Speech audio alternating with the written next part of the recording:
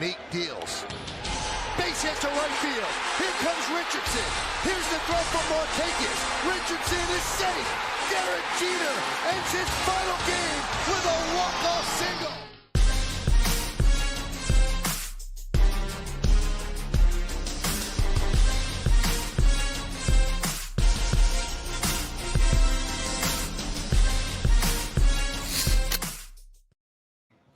Sorry about that. I mean, listen, when the Mets get a highlight like that, call me, because that will never not hit, Alphonse. That highlight, that call from Michael K will never not hit.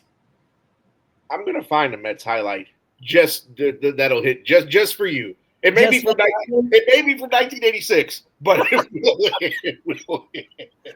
Listen, me and you were joking around. Welcome, everybody. Dog Days of Baseball podcast, episode 2 of the second season. Listen, April was an incredibly hectic month for the Dog Days of Baseball team. I mean, listen, I went and got married in the month of April over here. Talking about hitching your wagon to a free agent. I got one. I locked up the greatest contract that I could find over here. My wife, so lucky there. I mean, listen, I think maybe I Bobby Bonilla'd her, so she signed me to a contract that maybe I can't deliver on. But the difference is you're not robbing her. That's the thing. But no, I mean, incredible month of April, but an incredible first month and a half of the 2025 season. Not only for our teams, the Mets and the Yankees, both teams in first place in their respective divisions. But I mean, we've seen some crazy things. I mean, who had the Detroit Tigers playing the way they're playing right now? Detroit, man. When you asked me a couple weeks ago who did I think was going to win the Central, I wouldn't have picked the Tigers. I would have went either Twins or Guardians. So the Tigers, led that pitching staff led by Tariq Skubal. Of course, Riley Greene leading the way with on the offense. Another strong offensive player for them, your old friend Gleyber Torres. So, and even Javi Baez, as of late, has been hitting. So that's telling you everything you need to know. But no, the Tigers, my hat's off to them. You know who else I'm surprised is over 500 right now? Go ahead. The Athletics, the team with no city that play in Sacramento but wish they were in Vegas. They're at 500 right now. They're led by more than 500. 4 games over, 20-16 as of this recording. They're in second place, 1 game out of first. For a team whose ownership has been a laughingstock amongst Major League Baseball, their roster, their record the last couple of years, led by Jacob Wilson, the shortstop, as well as Tyler Soderstrom and the always dangerous Brent Rooker. And Shea Langoliers, their pitching is not all that great, but they have the firepower in their offense. I mean, they do play in a minor league stadium, which should help them hit home runs and drive runs in. But, very surprised by the Athletics so far early on. Well, the Tampa Bay Rays play in a minor league stadium, right? Spring training stadium at that. That your team loaned them, by the way. Listen, George is rolling in his grave right now to know that the Tampa Bay Rays, what everyone already says, is the Timu Yankees, okay, playing on George M. Steinbrenner Field in Tampa. You talk about the Athletics. The Athletics, as of this recording, entering a series, or in the midst of a series, I should say, with their first place rivals, the Seattle Mariners. So by the time this episode gets to air, not only may the Athletics be in first place, not only over 500, but they may be in first place if they can at least squeak out some kind of series victory over the Seattle Mariners. That's right. But, you talk about them, listen, Texas, a game under 500, Houston, Kansas City is starting to slide. You've seen, you want to talk about a team that is surprising. I mean, listen, this was a team that was probably one of the most dangerous teams in the American League for the last couple of years, a team that had everybody on notice. And now you see what's happening this year. The Baltimore Orioles, talk about riches to rags for the Orioles. This was a team that scared a lot of people. And it's like they can't buy a win right now. You know what? I think their biggest detriment, they lost Corbin Burns in the offseason to free agency. They lost Anthony Santander, who was a dangerous bat. And for I whatever wanted him on the Yankees. There were two guys that I really wanted the Yankees to go after. We got one of them. We got Paul Goldschmidt. I was talking about Goldschmidt for months and months and months. I said the Yankees should have signed him. They got him, but I really wanted us to get Santander.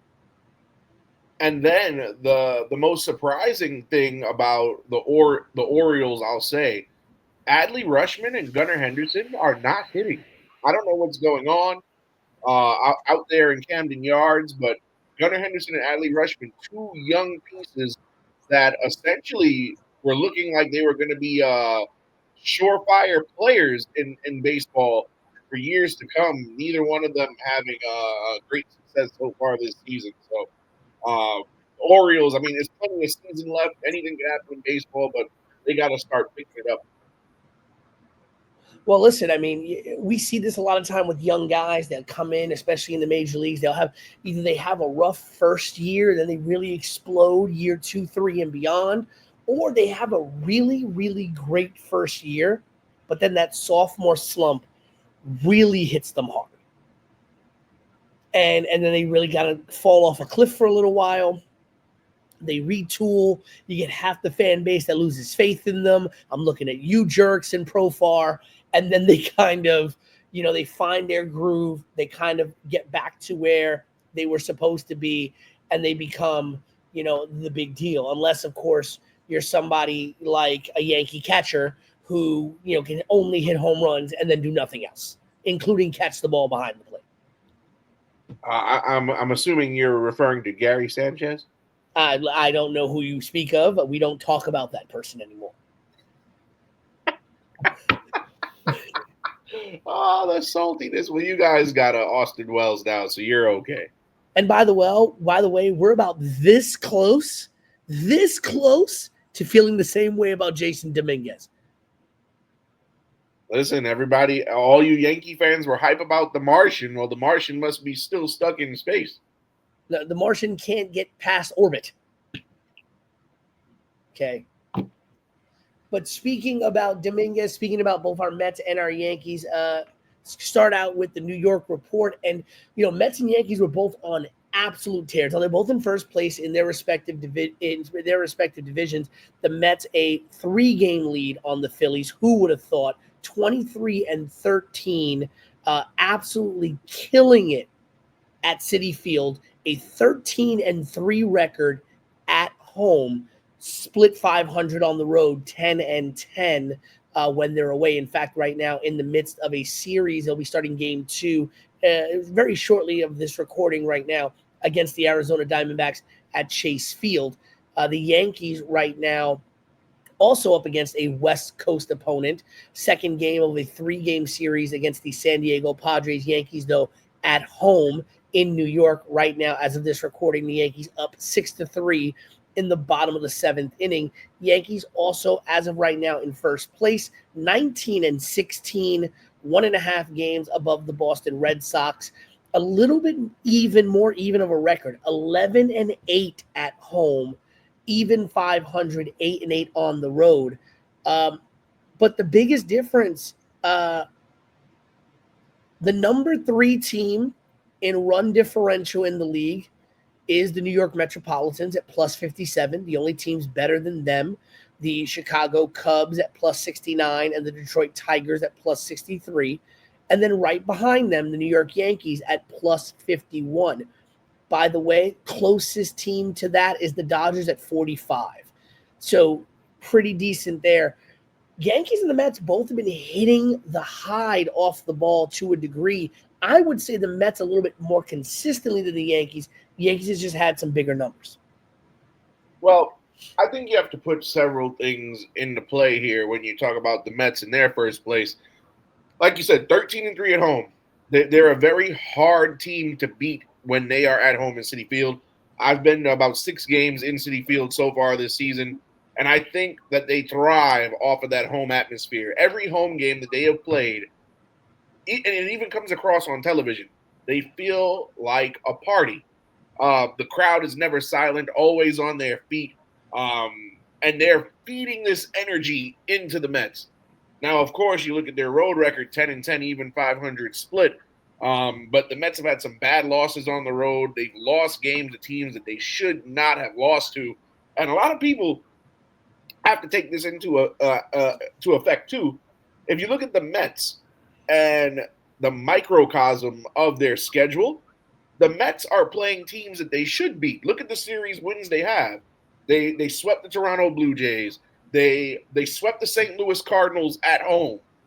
They've beaten up on the Miami Marlins twice. But lost 2 of 3 on the road. Lost 2 or 3 on the road. 2 close games, by the way, 1-run ball games. But when you look at the wins the Mets have had, they are beating teams that come October, nobody is going to be talking about. They're going to beat teams that will be sitting on the couch with nothing to play for by the end of August to early September. Well, hold on. They did win 2 out of 3 in Sacramento against the Athletics. They did beat them 2 out of 3. They did, as you said, sweep a team. They swept Philly, the number 2 team, the team that many people thought was going to be the number 1 team in the NL East. They swept Philly. I think they have a big test coming up. I will say this weekend in Chicago. Out of all of the teams that they have played so far in the series that they have won, the only 2 teams I see playing baseball in the postseason are the Toronto Blue Jays, possibly, and the Philadelphia Phillies. I don't think any other team that they've come across are playoff teams. Now, remember, the Mets have yet to play the Dodgers. They have yet to play the Giants, yet to play the Padres, and as you said, they play the Cubs this weekend. All teams who can make a run to get to the postseason. So, I'm even though I'm glad my team is in first, I'm going to pump the brakes and just hold on and wait to see how we do against teams who are just a tier above who we've beaten. But I am surprised by a couple of things. Pete Alonso, as you can see, I am the president of the Pete Alonso fan club. Pete Alonso is leading the National League in batting average, OPS, and doubles. So that is a very good sign. And also, who would have thought Griffin Canning, whose favorite thing to do is give up home runs, who would have thought he would have started the season off at 5-1? And who would have thought that Klay Holmes could be a great starter outside of anybody who is a Yankee fan? Listen, I don't think the Yankee fans even thought he'd be a great starter. If the Yankees had kept him and said we were going to convert this guy into a starter, I think Yankee fans would have revolted. I think a lot of Yankee fans are like, you know what? First off, we're glad to get rid of him because cardiac Klay for a reason, But I don't think anybody had faith that. I'm going to be honest. I'm going to be honest with you. People from the Yankee contingent, I don't think there were Yankee fans I think there were a lot of Yankee fans, I'm one of them included, who sat here and said, David Stearns is crazy. I'll be very honest with you, and you probably remember this.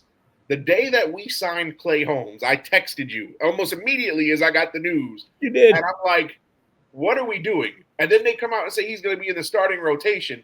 And, anybody could go back and listen to a Metropolitan Report when I covered it in the spring training, at one of the spring training episodes. I said the Mets are crazy for trying to make this guy a starter because when it came to high leverage situations, he couldn't get out of trouble. He would put himself in trouble and then give up leads, blow games. But so far, Klay Holmes, I have nothing bad to say about him. He had the first 2 starts of the season. He wasn't good, but he's gotten better as time has gone on. And now I got to rank him as the Mets' second best starting pitcher, only behind Kodai Senga. Right, and Frankie Montas has been on the 60-day DL. As has Minaya. So you had 2 of your pitchers that have not really been out there yet. Klay Holmes, 4-1, pitching to a 2.95 ERA and a whip of 1.28. And you talk about getting better. I mean, that first start against Houston, 3 runs, 2 earned, 4 walks, 4 strikeouts, over 4 2/3 innings. Then went 4 2/3 again against Miami. Better start, though. 6 strikeouts, 2 runs, only 1 earned in 4 2/3. Not bad there. Then he came out again in Miami, 5 1/3. Worst start, but got the win. 4 runs on 5 hits, but 10 strikeouts in 5 1/3. Then he went 5 innings at Minnesota, gave up a run, 8 strikeouts, a run against St. Louis in 6 innings with 6 strikeouts, then threw 5 innings of shutout ball against the Washington Nationals, and then his most recent start, 3 runs on 8 hits, 3 strikeouts over 6 innings at St. Louis. Here's the interesting thing. Outside of the Houston start, Alphonse, the Mets have won every game that Klay Holmes has started. Not to mention that Miami start at home, that was in a game in 28-degree weather. So That's right. 10 strikeouts in that game. A game that was supposed to start at 7 o'clock, but because they didn't want the temperature to go down, they pushed the game up 3 hours. So, no, I'm completely satisfied with Klay Holmes. If I have any Met concerns, although he has not blown a save opportunity yet this season, Edwin Diaz continues to scare me, only because, again, his velocity on his fastball is continuing to dip. It's never a good sign when you got a guy who 1 season ago was hitting 100 on the radar gun, and now his fastball is topping out at 94. And the guy, he's walking more guys than he's striking out. So, Edwin Diaz, I don't know if we could call this a decline, because he's still efficient. The guy is not blowing a save opportunity yet, but every time he's gone out there, it's been scary. And then with the recent injuries, we just lost both Danny Young and AJ Minter in the same weekend. Yeah. Both of them having season-ending surgeries. Danny Young's is even worse than Minter's. Young is going for Tommy John. So remains to be seen what's going to happen with our bullpen. But those are my 2 areas of concern. Yeah, that middle relief. I mean, Ryan Stanek, how much can you guys really continue to lean on him? And he has stunk lately. As you said, Minter and Young both out. I believe Jesse Winker also out with an injury on the offensive side of the ball. So, I mean, hey, listen, it gets one of your favorite Mets back up into the game in Brett Beatty. I hope you use the term favorite very loosely. I mean, listen, he's almost on the level of Mets legend Adrian Gonzalez. But the Mets, for a rotation that really, outside of Kodai Senga, isn't really a rotation with any names. They've been able to patchwork it together and have themselves a really good season so far. And you'd have to think, when Manaea comes back, when Montas comes back, and you're running Canning, Montas, Holmes, Peterson, Manaea, Peterson, and Senga, 6 men deep, probably even able to take a Peterson or a Canning and have them go into long relief if needed. But you essentially have a 6-person rotation. You've been doing what you've been doing with basically Kodai Senga and the Pips, and you've been dominating that division.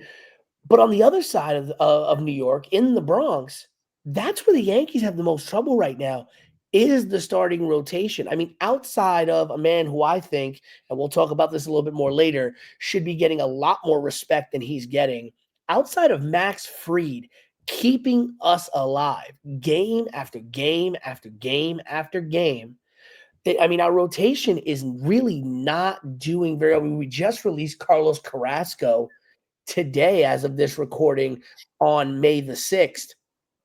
But our rotation has not been great at all. In fact, that is our number one issue. Devin Williams, let's not even get into, the demoted closer. We get rid of Klay Holmes to get the all-star closer from Milwaukee, who then all of a sudden forgets how to be a closer, let alone get outs. I think Devin Williams, when he blinks his eyes, still sees flashbacks of Pete Alonso from last October. I think Pete Alonso broke Devin Williams. Now I also do want to give respect where respect is due. Carlos Rodon has been really good this year. Rodon's had a very tough outing with the Yankees. He's 4-3, so you're looking at the record. It doesn't look like much, but the guy's pitching to a 2.96 ERA and a whip of under 1, 0.92. Fried and Rodon have really been the anchors for this rotation, a rotation that lost Garrett Cole, a rotation that lost, Mr. I'm a starter, Marcus Stroman, and, has been holding it together with Fried. Rodon, mind you, no Luis Gil either. Right. No Luis Gil either. We knew Gil was going to be out for a while. We did not expect to lose Cole. And then to lose Cole the way that we did was, to many, a death knell to the season. But Fried has been just as good as advertised, if not better than advertised. I don't think there's a single Yankee fan right now that is doubting the contract that we gave to Max Fried. I will say this: the back end of your current rotation, and as you said, Carrasco was designated for assignment earlier today, but the back end of your guys' rotation with Clark Schmidt and Will Warren, and now Will Warren has had flashes where he has looked really, really great, and he's had flashes where you go, maybe we should send him back to Scranton Wilkes-Barre. Right. The back end of your rotation scares me. If I'm a Yankee fan, that's where my concern is just the 4 and 5. Also, I think what's keeping you guys alive is your prolific offense, because Aaron Judge is Aaron Judge. Aaron Judge, it came out today. He has all 46 votes as of right now for the AL MVP. Nobody's in second. Nobody else is on that ballot. But it's also the supporting cast around him. Austin Wells has been hitting the lights out so far this season. I know Paul Goldschmidt has had some great moments from a couple of people I speak to daily about baseball. Some people are saying career revival right now as far as Goldschmidt is concerned. Jazz Chisholm recently starting to wake up. So, and Trent Grisham, who had a phenomenal April, did Trent Grisham. So, I mean, Grisham, it just seems like he just hits a home run and that's it. Yep, and also Ben Rice has been playing some really decent baseball the last couple of weeks. So your offense has always been good, but it's also bailing out the bad pitching performances, because there have been several times where Marcus Stroman has started or Carrasco's made a start and they pitched terribly, but the offense was such on a tear that game that the bad pitching has been overlooked at times. Yeah, I mean, and that's the thing. I mean, the Yankees, like, listen, earlier tonight, right now, like I said, when we got on to record this, the Yankees were playing the Padres. The Yankees were down 3-2. The Yankees are now up 12-3 in the top of the eighth inning. Austin Wells hit a grand slam. Judge hit a solo home run earlier in the game. Those were the only 2 home runs. I will say this. I think the biggest thing that I've liked about the Yankees this year is that our offense seems a lot more balanced. It doesn't seem like we're only scoring runs off the home run. We're getting the doubles. We're getting the singles. We're playing somewhat station-to-station baseball. Still not drawing enough walks for me. Still not, doing enough of the smaller things that I would like to do from an old school baseball mindset, such as myself. But I also am not looking at games where it's like if we scored 5 runs, all 5 runs had to come off home runs. And if we scored 0 runs, it's because we didn't get any home runs. There are games that we have won where we have not hit a single home run, which is fantastic. Look at tonight. We scored 12 runs off of 2 home runs, and only 5 of the runs came off the 2 home runs. We scored 7 runs off of things other than homers. Which is fantastic to see. And as you said, we've seen a lot more out of the starting lineup with Goldschmidt and Rice. LeMahieu's been hurt, Chisholm's been on and off the DL. And Volpe's been hot and cold. Bellinger's been more cold than hot, but has come through it sometimes. But I think the big thing has also been Aaron Judge hitting 423 when the day started today. But hitting over 400 for the first month and a half of the season. So, Soto who, right? What protection there, but no, my thing with the Yankees is, as always, here we are, we're doing well. But the one thing, and you and I talk about this, everybody who talks baseball talk about this. It's not like football where we're done in a couple of months. Yep. It's not like basketball where we're going to, 82 games. And even though 82 games is a lot, we're going 162, right? A lot can happen in that stretch. We're playing through the summer. We're playing all the way until September, October, and then you've got the playoffs, right? Do I expect Aaron Judge to continue hitting at a 420 clip for the next 6 months? I don't know. You know, do you expect for Volpe to be as, do you expect for Max Fried to continue pitching the way he's pitching, to not get hurt? You always want to hope for the best, but you got to prepare for the worst. And right now, the Yankees don't have depth. It's a lot easier to fall around and mess around and go into the bargain bin and pick up a couple middle relievers like the Mets need. It's not exactly very easy to go out and get a frontline starter like the Yankees are going to need right now, in my opinion, if they're going to want to compete when we get to the dog days of baseball and when we get to the playoffs. Right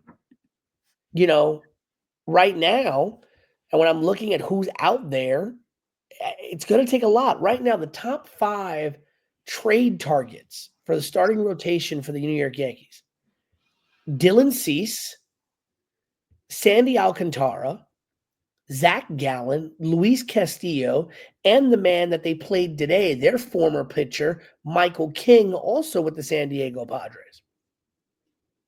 And you name that list, and if I'm the Yankees, I'm not sure if I think the only one I would go after is Michael King, because you have Sandy Alcantara. Yes, he won a Cy Young 2 seasons ago, but what happened? What happened last year? He missed the entire season last year. Had coming off Tommy John. He had started this season on a pitch count, so I don't know exactly what. And if you look at his numbers, he's been a mixed bag this season. Granted, he does play in Miami. He does get no run support, but Dylan Cease is a guy historically always has a bad first inning or a bad first 2 or 3 innings before coming down to earth and locking in. So I'm not sure if that's a guy, especially playing in Yankee Stadium. He routinely gives up home runs out in Petco in San Diego, and that's less of a hitter's park than Yankee Stadium is. Yeah. So do you really want to go that route with him? So I mean, I don't know. I mean, Cease will be a free agent at the end of the year, so there's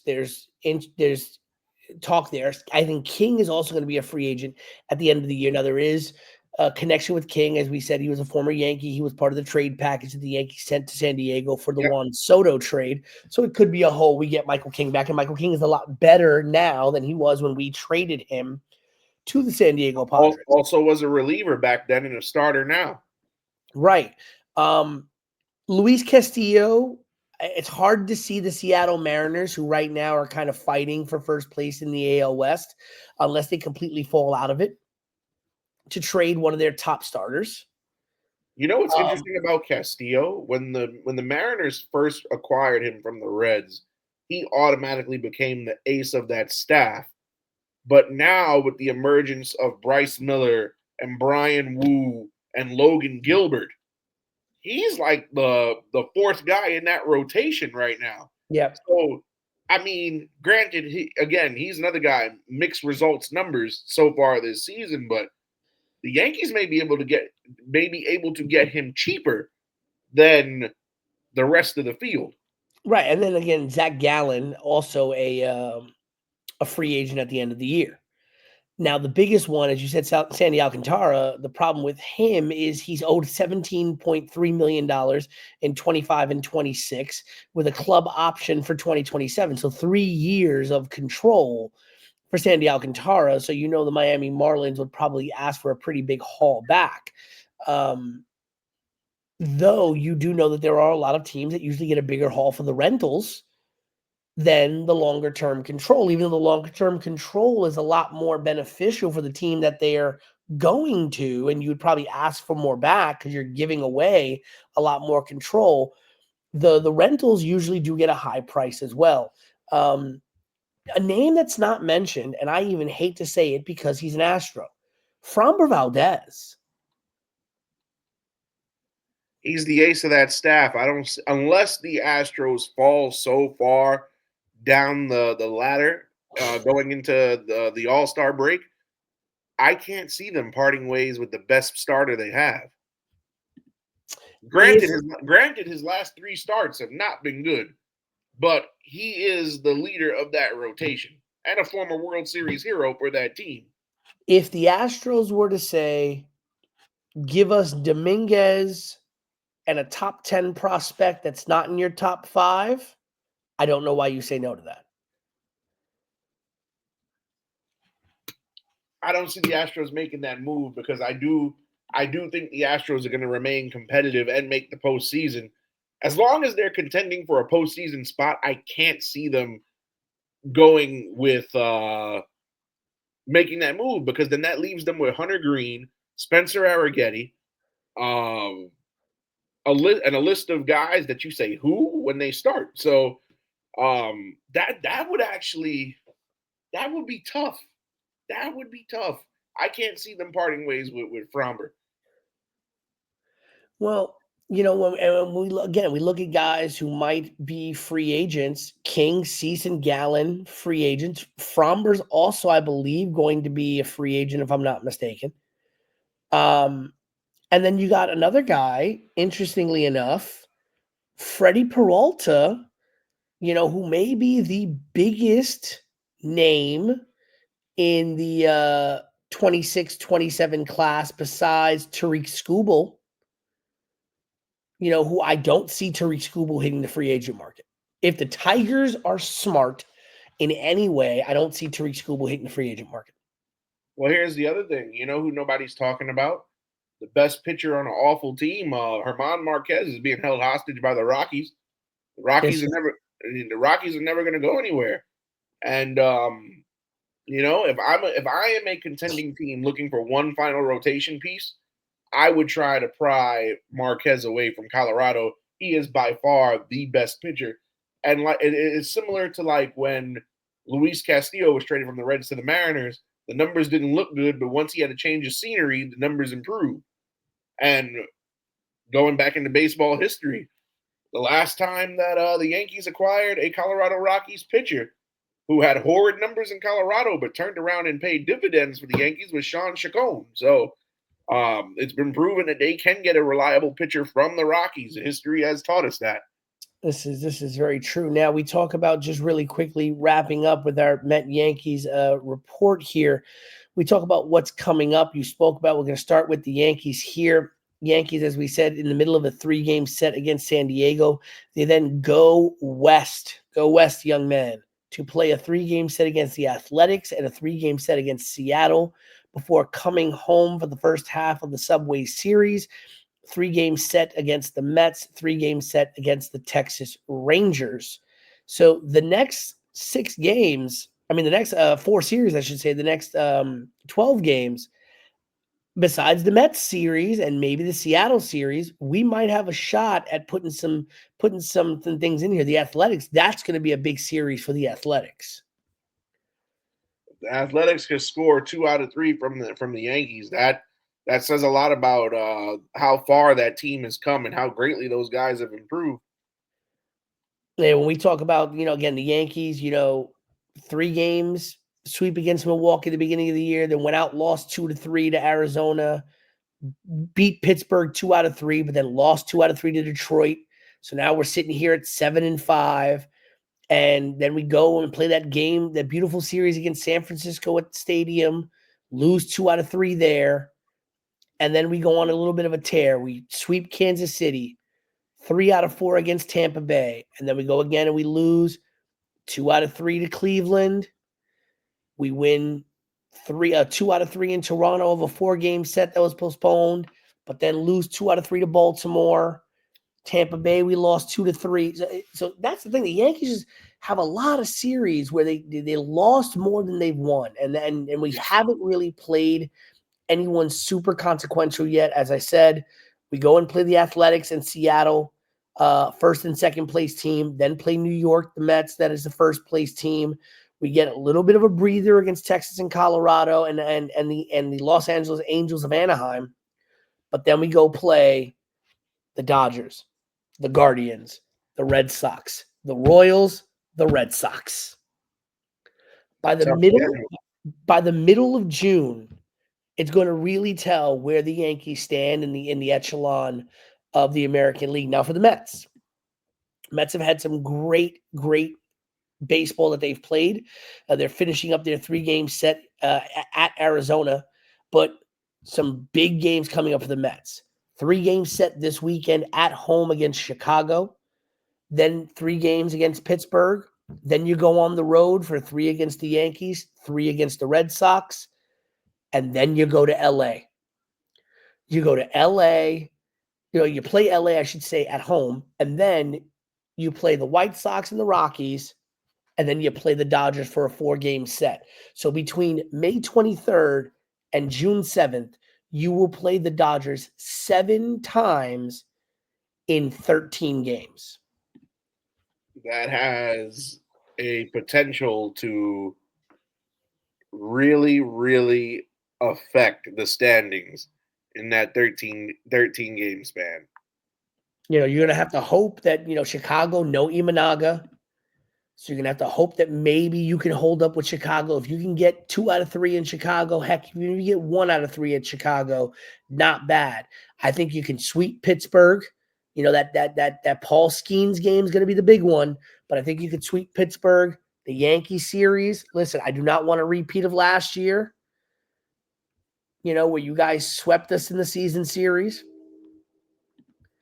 But, you guys do some of that. You can play heads up against Boston, heads up against LA. You can get some wins against Chicago and Colorado. After that, the biggest series you got is Philly until you play the Yankees in July. So the first half of the season may be where it needs to be for the Mets to rack up the wins and pad a lead for themselves. Very true. Now, we spoke about, obviously, Garrett Cole, A.J. Minter, Danny Young, Jesse Winker on just the Mets and Yankee sides. But, the first month and a half has been a bit worse for wear for Major League Baseball with the amount of injuries. As you just recently mentioned, Imanaga out for the Cubs. Teoscar Hernandez is going to be out with a groin injury for a while. The Padres are just getting back Jackson Merrill. Royce Lewis, hopefully finally off the IL for the longest amount of time. But then did you see the nasty injury to Tyler Callahan? No, what happened? Tyler Callahan going for a beautiful diving catch in left field, goes right into the wall, fractures his left forearm. Ooh. While trying to attempt a sliding catch. It ended up turning into an inside the park home run for Matt Olson for the Atlanta Braves. Callahan playing only in his 4th major league game since getting called up, one of the top prospects in the Reds system. But the injuries have hit hard in the first month and a half of the baseball season. Well, like you said, baseball is a very strenuous game. That's why we don't see any more Iron Men like Cal Ripken Jr. was back in the day. Because baseball is a game, it takes a toll on your body. Look at Jesse Winker on the Mets. The guy caught a fly ball and just was throwing the ball back to the relay man and pulled his oblique on something as routine as throwing a ball back into the infield. So baseball is a tough sport, very injury heavy, and it doesn't surprise me that some of these injuries pile up in the way that they do. Even Mookie Betts had to be sat in tonight's game against the Marlins just for a precautionary measure. So, some people say, oh, baseball is not that grueling of a sport. It is. 162 games. If you look at a lot of these schedules, the Mets have had 2 stretches where they played 13 games in 14 days. Doubleheader. And the only reason why it was 13 and 14 days was because of a doubleheader. So it would have been 13. Actually, no, that adds to the 2 games. So, the only reason they got a day off was because it rained. And then the next day they played 2 games. And baseball is the only sport I know where if a game gets postponed or canceled, they're going to go play 2 games in one day the next day. They don't do it in the NFL. The NBA never will have a postponement. Neither will the NHL. So, injuries, unfortunately, are a sad part of the game, but they're there. Yeah, and you look at a lot of these teams, double-digit guys on the IL. Washington Nationals with 11. I believe if I read this number right, the Baltimore Orioles have about 18 individuals on the injured list right now. Let me see here. Jordan Westberg, Brandon Young, Tyler O'Neill, Zach Elfin, Trevor Rogers, Andrew Kittredge, Ramon Urias, Grayson Rodriguez, Colton Cowser, the catcher who must not be named, Kyle Bradish, Tyler Wells, Justin Armbruster, Cody Poteet, Albert Suarez, Robinson Martinez, Franklin Barreto, and Levi Stout. For most teams, that's your team.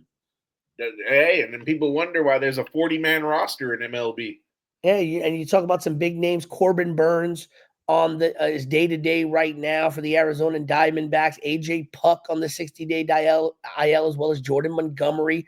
They're expected back July 1st and possibly July 4th. The Braves actually expecting Ronald Acuna back soon, June 3rd, possibly, set to begin a rehab assignment on that knee. Spencer Strider expected back. He's advanced to long toss. So some good things coming in for the Braves there. Yoshida and Walker Buehler out for the Red Sox, as well as Tristan Cassius. He's going to be out for a while. That ruptured patella tendon in his left knee. But you also got Cutter Crawford. That's still in extended spring training. And like I said, Shota Imanaga, a mild left hamstring strain, expected to hold him out for more than 2 weeks. You and I know something about baseball players and hamstring strains. Yep. Listen, and Imanaga, that's a huge blow because remember the Cubs lost Justin Steele for the year. Yes. He had Tommy John. So their next best starter is Matthew Boyd. And if your best starter right now in your rotation is Matt Boyd, that's says a lot. Yeah, I mean, you're seeing a lot of these guys. I mean, you look at just some names here. Jeremiah Candelario from the Reds is on the 10-day IL with a back injury. No set rehab plan or timeline for his return. Paul Sewald for the Guardians. Tanner Bibby, Shane Bieber still on the IL over there as well.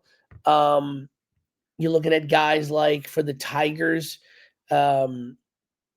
Parker Meadows on the still on the 60-day IL from last year. Wilmer Flores, Alex Cobb, Yordan Alvarez for the Astros. I mean, the list goes on and on. But I want to talk about somebody specifically, and I hate that that we're going to bring this up here. I'm going to say the injury. You tell me who it is. Okay. 10-day IL, left knee bruise. American League or National League? American League. East, Central, or West? West. Mike Trout. Alphonse, I got to ask you, is Mike Trout going to go down in history as the biggest what could have been in baseball? I wouldn't say he's going to be the biggest what could have been in baseball, but I will say he was the biggest wasted talent that the game has ever seen. What I mean by wasted talent, he's playing his entire, now this is up until current day. We don't know what could happen in a couple months if they might trade him, which would be crazy, or he may leave in free agency if he could get out of a contract. But Mike Trout has spent his entire career with the Angels since 2011, right? Yep. The man has only played in the playoffs one time in his career. And when he got to the playoffs, he was swept in the first round. Yep. Went 1 for 12, by the way. And he's one hit a home run. And he got walked 3 times. So his playoff experience, now mind you, Mike Trout, one of the greatest players of this generation, 5-tool player in his prime. And I say in his prime because I think he's starting to decline with all the injuries piling up. But you can't call him the biggest what if. I mean, Trout, an 11-time All-Star. It's very unfathomable to me how he could be a 3-time MVP, and each of the 3 years he won the damn award, his team was never good. He hasn't hit over 300 in a full season since 2018, where he hit 312, and that's taking 2021 out of it. He only played 36 games in 2021, obviously, but he batted 333, not a full season. But in every full season after that, 283 in 2022, 263 in 2023, last year and this year, 220 and 179. He's already played as many games this year prior to his injury this year than he did all of last year when he was gone for the year after 29 games. But I mean, Alphonse, look at this. The kid exploded on the scene in 2012 with 30 home runs and 83 RBIs in 139 games, hit 326. Okay. Then he goes out there. 49 stolen bases, by the way. By the way, he hasn't even touched 40 since then. 2013 hits 323, 27 home runs, 97 RBIs. Plays 157 games. 2014 does the same thing. Goes and hits 36 home runs, 111 RBIs. 2015 and 2016, he played 159 games in each season, hit 41 home runs in 2015 to 90 RBIs, 29 home runs in 2016 to 100 RBIs. People thought he was losing his power. What did he do in 2017? Played 114 games, his first injured season, with losing about 40 games on that season, but hit 33 home runs to 72 RBIs. Came back in 2018 to 140 games, 39 home runs, 79 RBIs, and then 2019, 45 home runs, 104 RBIs, hitting 291. Since then, since 2020, Alphonse. Yep. 281, 2 home runs, 17 home runs, 46 RBIs in 53 games. 333, 8 home runs, 18 RBIs in 36 games. 2022 was his last healthy season, and that's saying a lot because he only played 119 games, hit 40 home runs with 80 RBIs, and then he played 82 games in 2023, 29 games in 2024, and 29 games in 2025. But from 2012 to 2019, this guy was the tip top of the game, a 7-year period. And that wasn't even him hitting his prime yet. I have to say, I think Mike Trout, yes, part of it's playing in Anaheim, but part of it's just his injury history. This is a man who could have had an incredible 12, 13-year career, 14-year career. And it's been, I mean, he might not even hit 500 home runs. Alphonse, can you fathom this? There is no one there were people who were talking about Mike Trout possibly being one of those guys to approach the home run record. Well, He might not break 500. I'll say this: injuries are definitely robbing him. But you look at his resume; he's gonna go in the Hall of Fame. That's for certain. 11 All-Star bids, 3-time MVP. He was a Rookie of the Year, 9 Silver Slugger awards, and he was an RBI leader and a stolen base leader at one point. Has less than 2,000 hits, has less than 500 home runs. I'm not going to say less than 400 because he's only 13 away from that. And he's a lifetime 297. There are guys who have better stats than him who are not in the Hall of Fame. But how many guys do you know with 3 MVPs that are not in the Hall of Fame? How many guys have 3 MVPs but have his injury history? Well, let's see. Let's go to the Google machine real quick. Baseball players with at least 3 MVPs that aren't in the Hall of Fame. All right, so the following list. There are only 4 players with at least 3 MVP awards who are not in the Hall. Barry Bonds, Alex Rodriguez, Roy Campanella. Oh, no, 3, sorry. Roy Campanella, Alex Rodriguez, Barry Bonds. Now, when you look at those 3 names, of course, baseball being the do-good sport, they're never going to put Bonds in because of the Balco stuff. So we already know that. Alex Rodriguez also falls into that category. So we're also aware of that. As far as Roy Campanella, who is a former Negro leaguer, actually, no, Roy Campanella is in the Hall of Fame. So it's only 2. I'm gonna give you a guy. But Campanella made the Hall of Fame on the 7th ballot. Had he not made it in that year, he would have been ineligible for the rest of his life. So, but go on. All right, I'm gonna give you a guy here who is in the Hall of Fame, by the way. Okay. 100% is in the Hall of Fame. He played for 21 years. Yep. He had a lifetime batting average of 284. Okay. On base percentage of 370, slugged 538 with an OPS of 907. Okay. He had close to 3,000 hits, did not have over 3,000 hits. And for 8 years of his career, from 2002 to 2010, he never played more than 144 games in a season. And he's in the Hall. And he's in the Hall of Fame. You know the difference between this person that I just mentioned and Mike Trout is?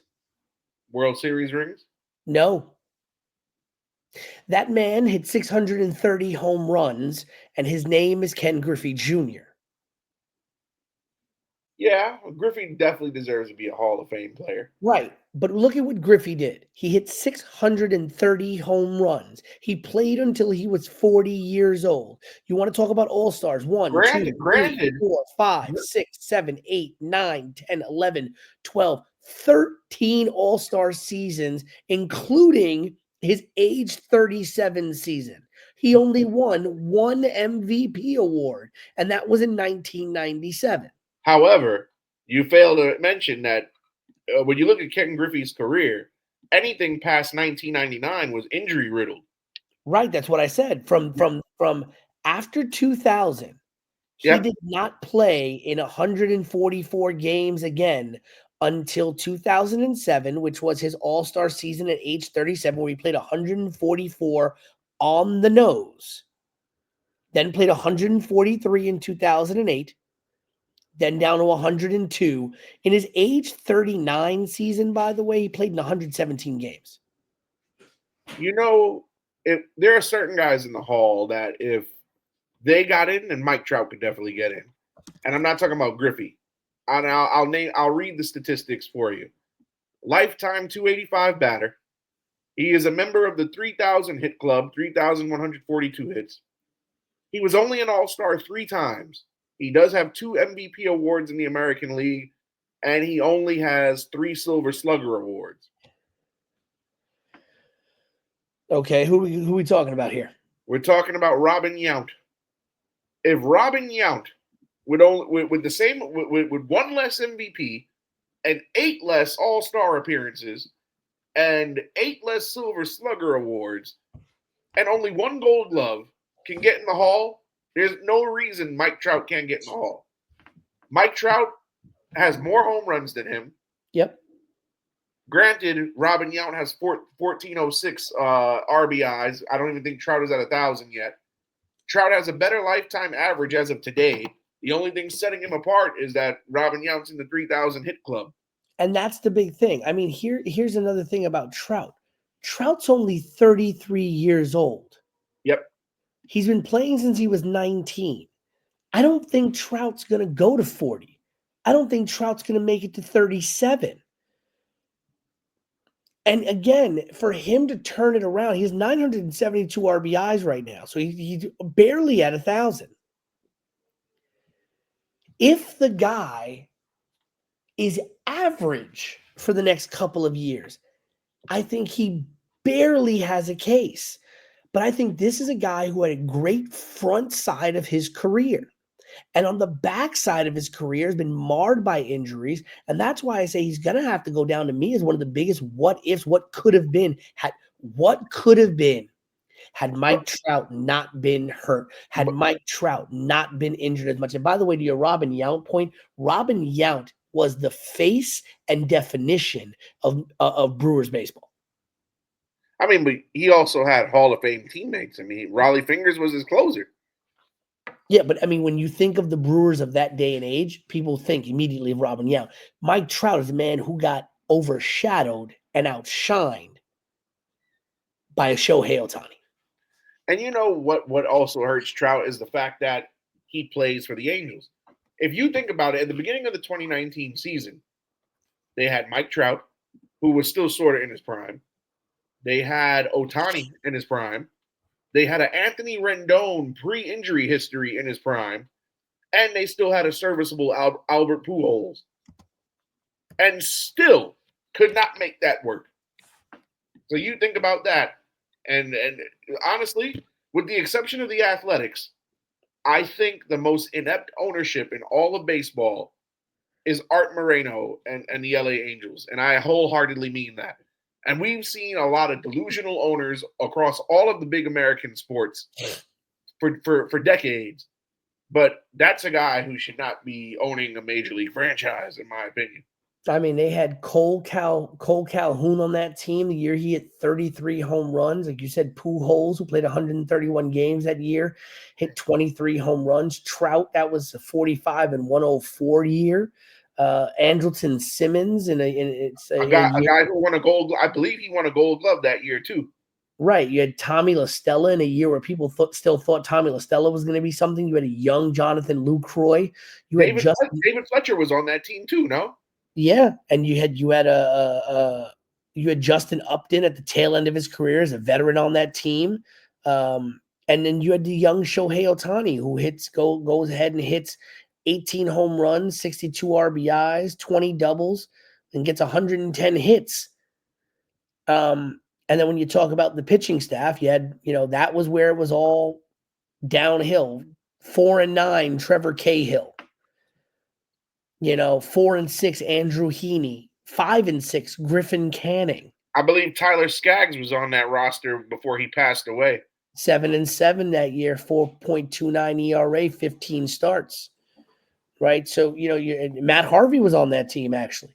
Yeah. As well as a young Patrick Sandoval, who's now with the Boston Red Sox. I mean, listen, to me, there were people who were talking about Trout being the next big thing. They were talking about Trout breaking 600, breaking the home run record, doing this, doing that,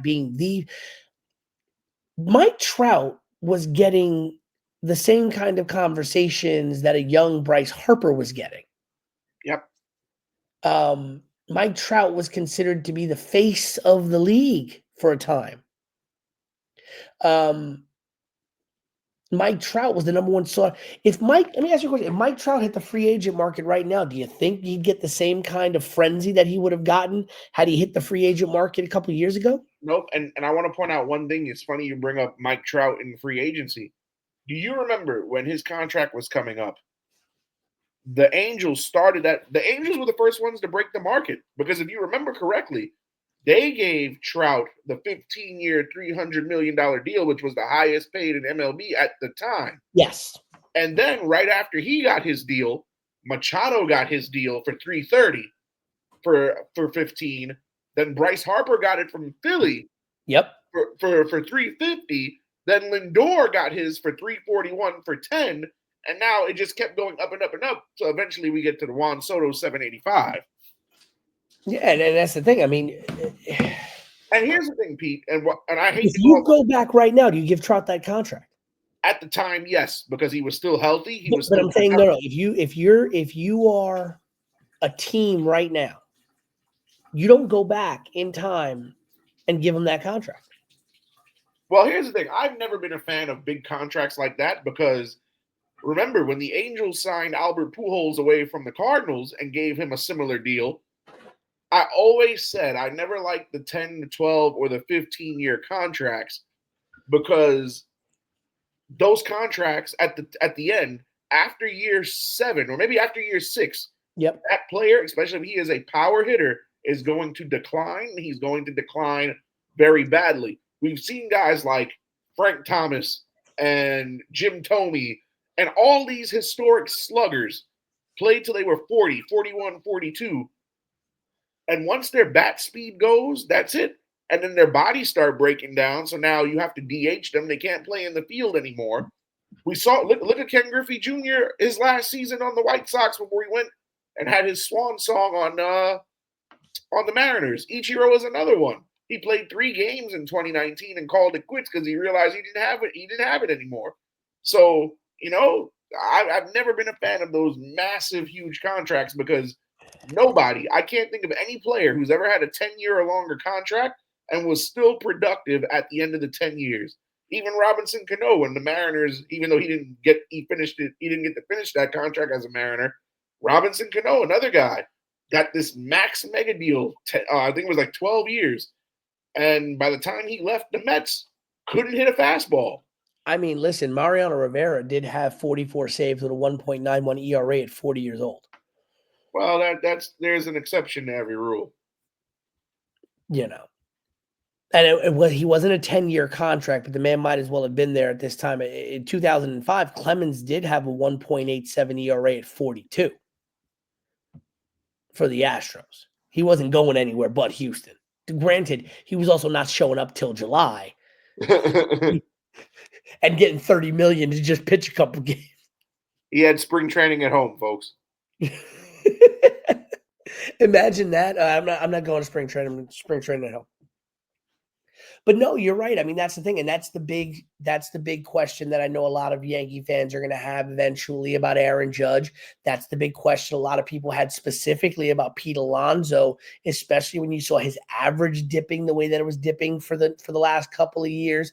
The power wasn't there. It was still prodigious, but it wasn't what it was before. Guys were pitching around him, but he's having a great year this year with some more protection. But again, what's going to be the narrative at the end of the year? When Pete Alonso is coming up for a contract again, are they going to be willing to give him the 8-year deal, the 7-year deal? At what point do the Yankee fans start to turn the page on an Aaron Judge, because Aaron Judge is turning the page on who Aaron Judge was?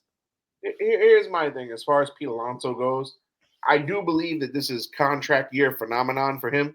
I believe he's only playing this, and I love Pete Alonso. Again, he's the man recorded a walking advertisement for my podcast, so I could never thank him enough. But if he's not in a contract year, let's say at the beginning of spring training last year, he would have signed that 8-year extension they offered him. If he signs that deal at the beginning of spring training last year, I don't think we see this output from Pete Alonso.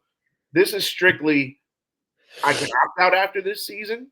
There are no more prodigious first basemen on the market. Because especially now that Vlad signed the contract with the Blue Jays, the extension that everybody and their mother said was never going to happen. Christian Walker's tied up with the Astros multi-year. The only other first baseman that's going to be a free agent at the end of this year, who's a big name, is going to be Paul Goldschmidt. Now, I don't know if the Yankees are going to re-sign him if he could keep this up all year, or he's going to go to a different team, but the options at first base in free agency this winter are going to be very, very slim. So Pete Alonso knows this. He knows he's going to be the premier first baseman on the market should he opt out after this season, which I rightfully think he should. This is all money motivated because this is a guy who took the disrespect, wanted a multi-year deal, took the contract that the Mets said, we're going to give you. This is not the contract you want. This is the contract we are giving you. Take it or leave it. He took it, and he said, all right, you don't believe in me enough to give me a long-term deal? I'm going to go out and show you why you should pay me. Yeah. And honestly, the Mets aren't – you take away Pete Alonso out of that offense, and mind you, the Mets are a team in first place with only their number 1 hitter and their number 3 hitter hitting.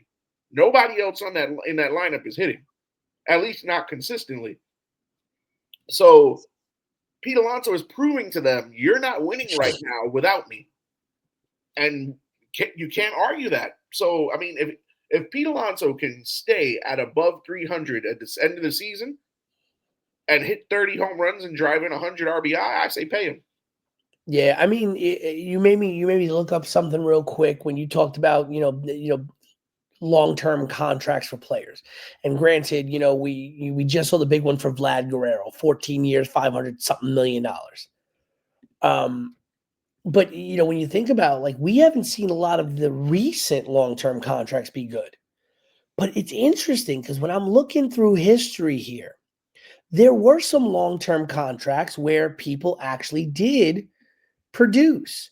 and I'm going to ask your opinion on these right Sure. here. Would you say that Scherzer's 7-year contract with the Nationals was worth it? What year did he sign that deal? Does it say?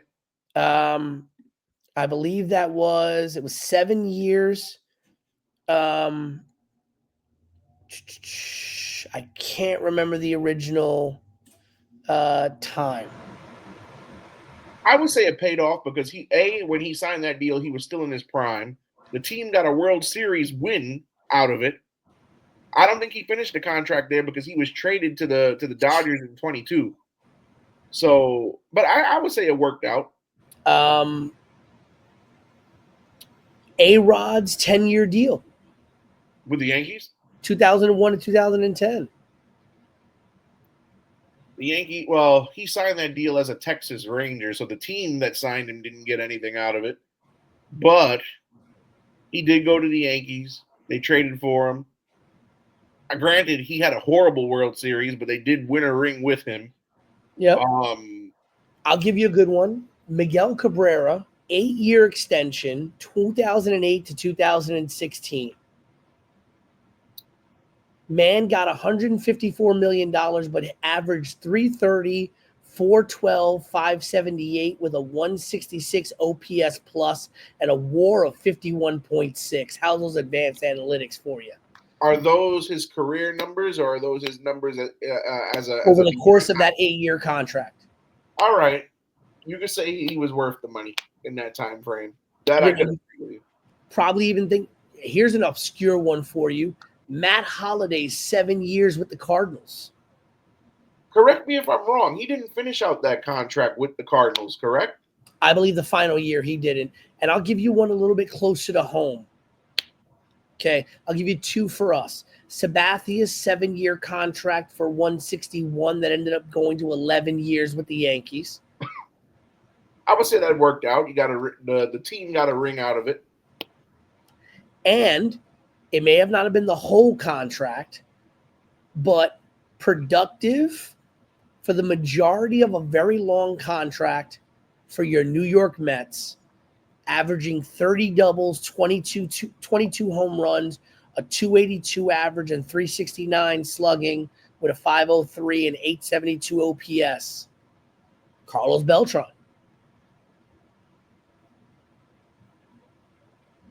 Aside from his first year, 3 Silver Sluggers, 5 All-Star games, 3 years of Gold Glove defense and center, and a 130 OPS plus, and added bonus, you flipped them for Zach Wheeler. Right, the trade with the Cardinals.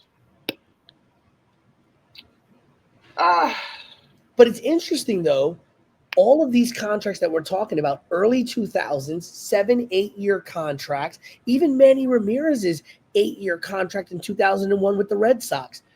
But these guys didn't break down. Well, some of them did, but that was later on after the expiration of the contract.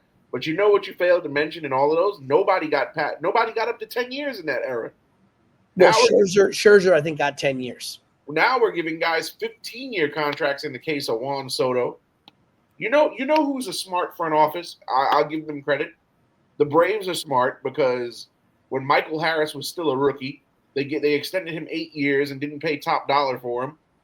And we see what he turned out to be. Jackson Merrill got the bag last season on an extension. They didn't break the bank for him because he was in a rookie scale. So, you got to get him in the first 2 years, in my opinion. When you still got him, get him that first 2 years, give him the extension, don't pay top dollar, and then hope it works out. Because if it does work out, you got him on the cheap. If it doesn't work out, you didn't overpay. Exactly. And you know what?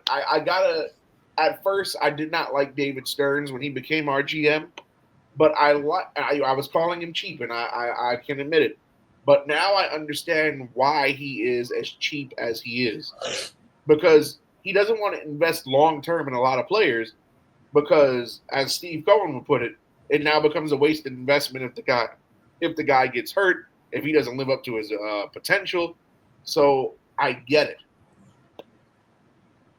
He tries to get by on fringe players and tries to, make a chicken salad out of chicken shit for lack And of. you got a lot of 10-year contracts right now in major leagues. When we'll take this into our final topic of the night around the league news and notes here, we'll get to a big thing that you talked about before we went live here today. But we have a lot of 10-year contracts, really, if you think about it. Right now, you got the new 14-year, $500 million extension, as we said, that Vlad Guerrero Jr. got with the Blue Jays, but started off this year with the 15-year contract for Soto. Fernando Tatis has got a 14-year contract since 2021. Yep. Julio Rodriguez has got a 13-year since 2023. Bryce Harper. And not to cut you off, but that Julio contract is looking very terrible right now because he's having a rough go of it. Yeah. Harper in the midst of a 13-year contract with the Phillies. By the way, 13 years, the largest free agent deal before this contract had been 6 years, the Tomei deal. They gave Bryce Harper $330 million. Prior to that, the highest money Philly had ever given to a free agent was $210 million to Cliff Lee. Wow. You got Giancarlo Stanton on that Marlins deal for at least another year. What was the length of that deal when he signed it? 13 years, from 2015 to 2027. Wow. 13 years at $325 million. And I hate to be disrespectful, but that's a guy, he was not worth that long-term investment. Yep. You know who was worth the less investment? Mike Stanton. Now, Mike Stanton, that guy was worth the money. You got Yamamoto on a 12-year, Mookie Betts on a 12-year, Bobby Witt Jr. on 11, Machado in the midst of an 11-year deal, Devers an 11, Bogart's 11, Trey Turner 11. This one's probably going to be voided out, but Juan DeFranco at the time with an 11-year deal. That's likely going to be voided off the books for the Rays. Persona non grata.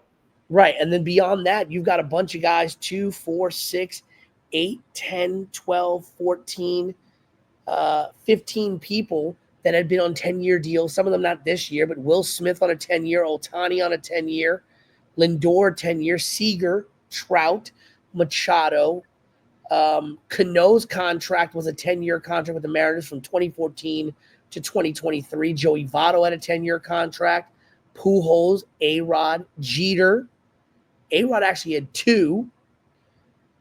The first one with the Rangers, 2001 to 2010, went to the Yankees, re-upped for a new 10-year deal from 8 to 17.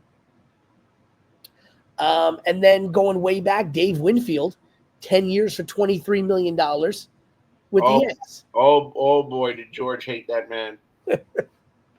But think about that. Dave Winfield signed a 10-year contract for $23 million. That's cheap by today's standards. That isn't even a 1-year contract by today's standards.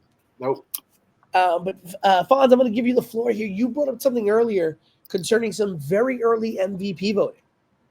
Yes. So if you want to look at and this is very jarring in my opinion, they just released the early MVP votes, and in the American League, now these stats are all entering play today. So as of this morning, there are 46 possible votes on the ballot, and Aaron Judge has all 46 in the American League, which is crazy. Other guys on the ballot, Bobby Witt Jr., Alex Bregman, and Cal Raleigh of the Mariners, which is a surprise he's on there. Jose Ramirez of the Guardians, none of them have any votes. Crazy. And the sad part about it is I don't think, and listen, I think I'm going to get a lot of hate from my fellow Yankee fans. I don't think Aaron Judge is the MVP of his own team right now. I would love for you to go to 161 in Grand Concourse and say that on a microphone or a megaphone.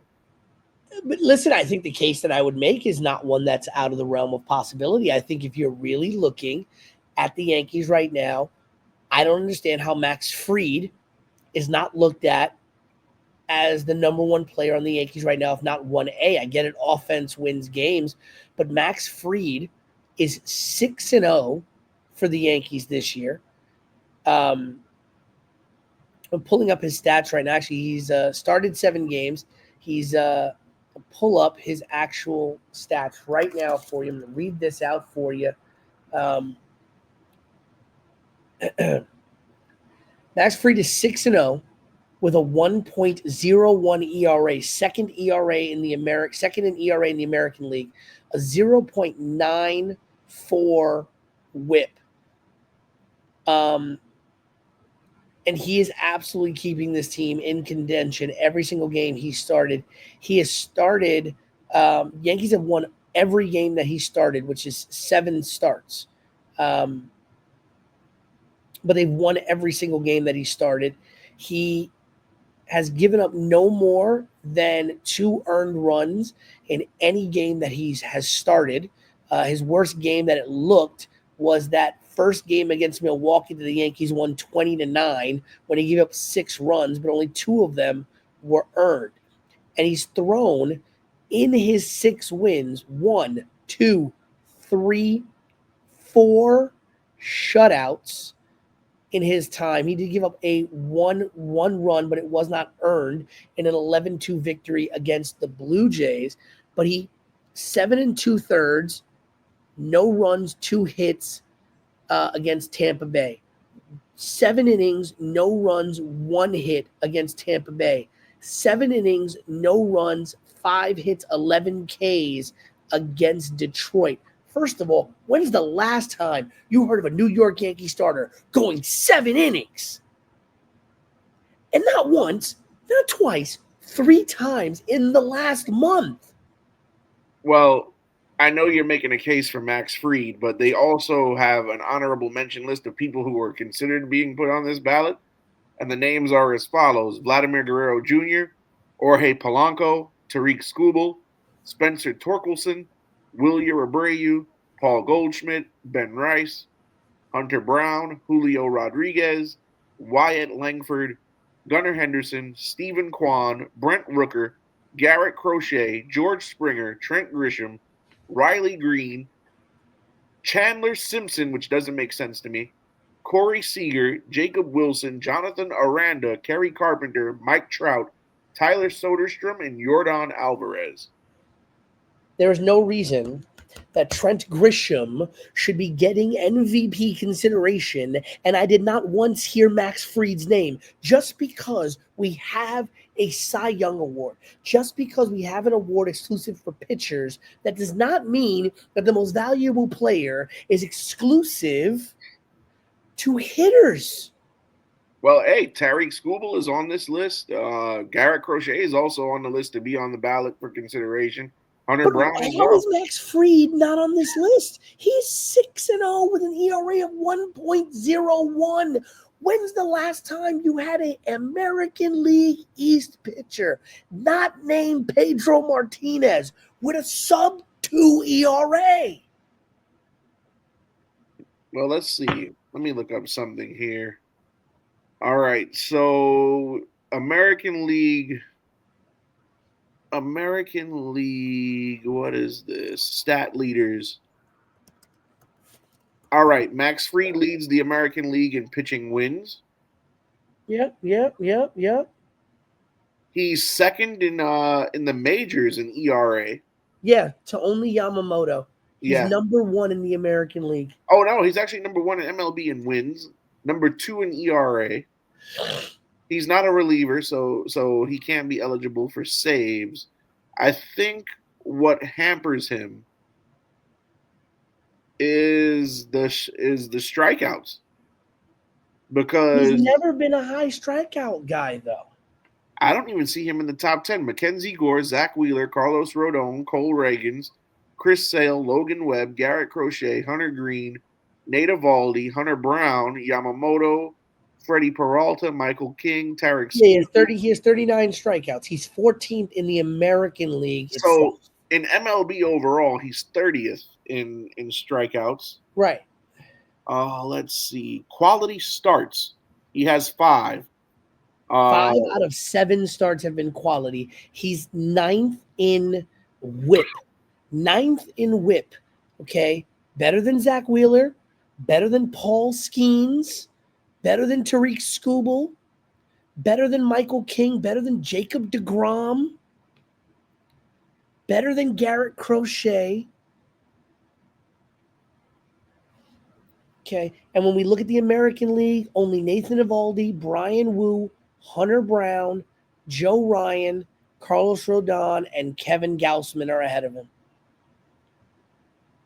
Not exactly a who's who of talent. Yeah, he's also 11th in the major leagues at average against. Guys only hitting 187 off of him. I don't understand. I really don't. I really do not. He's allowed only 2 home runs.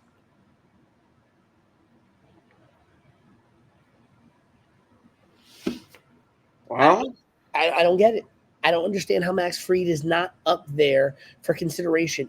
Listen, you want to say Aaron Judge is getting the majority of the votes, fine, but don't tell me that Max Fried should not be getting a good amount of votes for MVP, because from the pitching staff, this is a team who, when Garrett Cole went down, they thought that if it wasn't for the offense, the Yankees would be dead in the water. And yet Max Fried, outside of a weird first start in like 30-something degree weather against Milwaukee that we won 20-9, Max Fried has been the most consistent pitcher on that staff, has anchored that staff, and has allowed for Carlos Rodon to emerge as a number 2.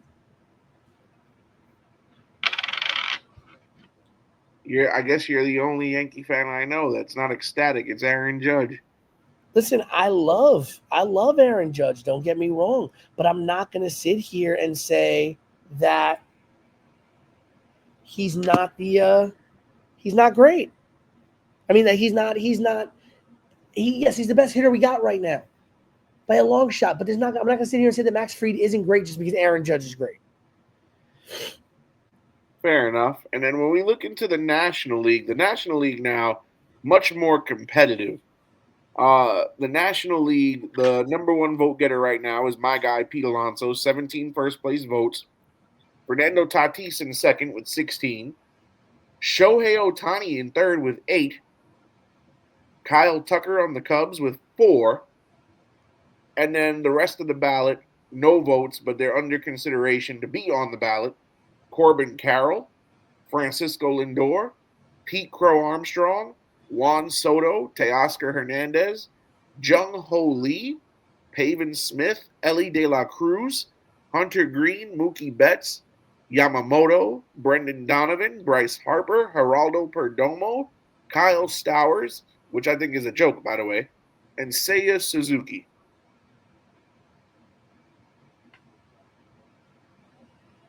I'm okay with that list. I'm shocked that only 8 of the voters voted for Ohtani.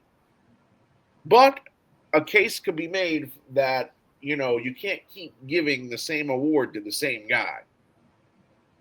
Didn't Ohtani, he won 3 in a row consecutively, didn't he? He did. And he had that historic season last season, 50, what was it, 60-60 or 50-50? Yes, 50-50. Made his own club. So, and he was 1 stolen base away from 60-60. Yes. But I want to talk about Pete Alonso for a second. He's leading the National League in batting average, OPS, and doubles. His F-WAR is 10+. So, and also, you got to think about it. He was a guy who was home run or bust for a long time. For the first time in his career, he's batting over 300. His best season, I believe, was a 276 hitter. So he's making a case. I could also see Tatis Jr. Hitting 328 so far, OPS of 973 to go along with 8 stolen bases. If he could stay healthy, he's projected for a 40-40 season. He's at a WAR of 2.1, on pace to finish with a WAR of 10.6. Everybody else, I'm surprised Kyle Tucker is on this list, just because I guess he has the second best OPS in the National League, only behind Alonso. Third most homers in the National League, and ranked 4th in RBI and on-base percentage. So, and then everybody else, I'm surprised Pete Beaker Armstrong's on a tear so far this season. I don't think Juan Soto should be up here, nor Teoscar Hernandez. Kyle Stowers plays for the Marlins, so there's no way he should be considered for anything of this prestige. De La Cruz, I can see. Jung Ho Lee, I can see. Yamamoto, I can see. Harper, I can see. But let me ask you a question. Why do you think it's more of a landslide in the AL than as compared to the close competitive nature of the National League? I think because when you think of the AL, there's not really a lot of players that stand out in the major markets. Yep. That's the thing. Aaron Judge is the biggest name by far in the American League. It's why when Shohei Ohtani was in the American League with the Angels, he was always consistently mentioned because it was him or Judge, him or Judge, him or Judge, him or Judge. I think in the National League, just by design, by the way the National League has been for so many years, there's just a lot more spread out. I mean, the Mets, while, being a New York team for a long time, have not really had, outside of Alonso, have not really had like kind of the star guy. Right. The Phillies, it's kind of just been Bryce Harper, but you've always just kind of known a lot more. You've known the Cubs, you've known the Braves, you know the Dodgers, you know the Giants, to a degree, you knew the Brewers when Sabathia and why am I forgetting their Ryan Braun made them a big thing, and Prince Fielder. Yep. And stuff like that. So I feel like a lot of people know a lot more of the teams in the National League. They're just kind of like always brought up, versus in the American League, like the big ones, the Red Sox, the Yankees. And then that's, really, unless you're paying attention to certain things, you're not really, or you're a fan of those teams, people don't pay attention to Kansas City. They're not paying attention to Cleveland. They're not paying attention to, Oakland or, Los Angeles or Anaheim. Are they in Los Angeles? Are they Anaheim? Are they California? Who knows? People haven't really paid a lot of attention to Seattle since Ichiro left. So I think that's the big thing. I think a lot of the teams in the American League lost a lot of their big name stars. I mean, who's really cared about the Twins outside of Twins fans since Mauer and Morneau left? Who's cared about, the Mariners besides Mariner fans since Ichiro left? Who's cared about, when it was Trout and Ohtani, everybody wanted to talk about the Angels.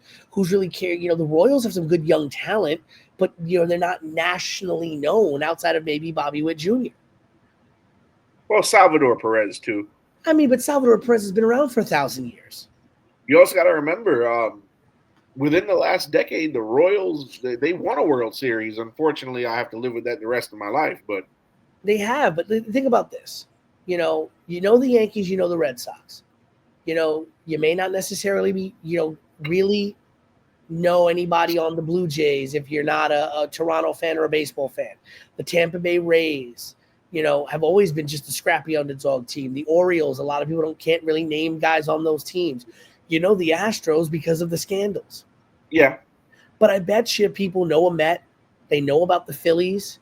They know about the Braves. The Braves have been talked about for years. They know about the Cubs. The Cubs are America's team almost. The Cubs are kind of like the Dallas Cowboys of baseball. They're just America's team. Yeah. People know about the Pittsburgh Pirates. The St. Louis Cardinals, I always used to call them the San Antonio Spurs of baseball. They were just always good. As far as the Pirates have gone, the Pirates haven't been relevant since what, 93 when they went to the World Series? Yeah, but the Pirates are a well-known team. They're the same with the Steelers. But they're well known for their feats in the 70s and the 80s, not anything. But people still know who the Pirates are. Well, true. Know about the Pirates, right? And you can say the same thing with the Dodgers, the Giants. Well, right? People know who the Dodgers are, yeah? Right. People know who those teams are. And I think there are a lot more people that know about teams nationally from the National League than from the American League. Fair enough. All right, ladies and gentlemen, it is May 6th right now as of this recording. This will likely drop on all of your streaming networks somewhere around May 7th, May 8th. Yankees going into a weekend series. Mets going into a big weekend series as well. Mets against the Cubs. Yankees going out to Oakland and then Seattle So big series for both New York teams. We'll come back with the whole three-man set, the dog days of baseball. May is going to be big for both New York teams. We could come back in the next 2 weeks and see two teams that are no longer in first place, Alphonse. It's a huge possibility, especially because as of we're recording right now, the Phillies won tonight. They'll gain a game on the Mets if the Mets lose. They're currently losing to the Diamondbacks right now. So it remains to be seen what's going to happen. We will check that out, ladies and gentlemen. As always, I'm Pete Rosado. That's Alphonse Stevens for Grizz, who cannot make it tonight due to work. Gotta love work. Gotta pay them bills. We are the Dog Days of Baseball podcast. Stay tuned for all of the drops. Stay tuned for all of the drops on the Yerrrr Sports Show Network. Check out the Yerrrr Sports Show. Also, Fonz, tell them all about the Metropolitan Report. Yes, the Metropolitan Report on YouTube. You can follow me. I discuss all the Mets news all season long. Been doing it since spring training, all the way up to last night. Episodes come out about every 3 to 4 days, and short clips get released almost on a daily. We talk about everything from my opinions of the team to their performance and inside analysis, injury news, rumors, and all types of stuff. You can follow us at _Metropolitan_report on all social medias. And again, Metropolitan Report podcast on YouTube for all of you Met fans. And then you'll be able to catch that on the Dog Days of Baseball Instagram page soon enough. Again, for Pete Rosado, that is the fan club president for Pete Alonso, Alphonse Stevens, and the big man Grizz. Good night.